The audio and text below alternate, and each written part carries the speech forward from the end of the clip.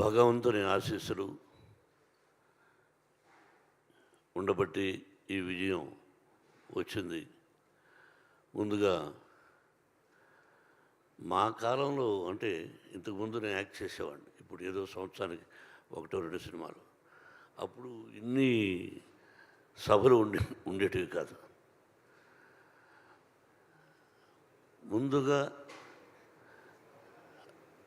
హృదయపూర్వక అభినందన తెలియజేయవలసింది నా అభిమానులకి.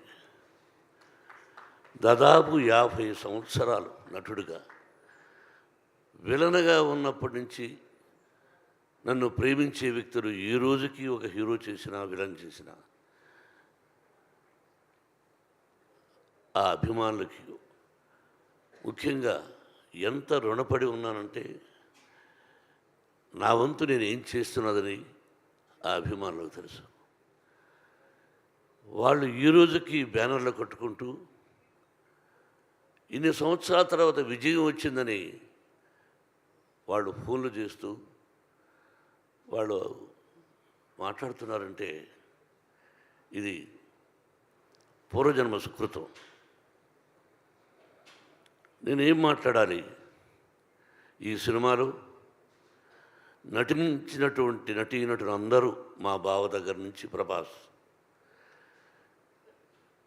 ప్రతి నటీనటులకు కాఫీ ఇచ్చే కుర్రవాడి దగ్గర నుంచి ప్రతి ఒక్కరికి,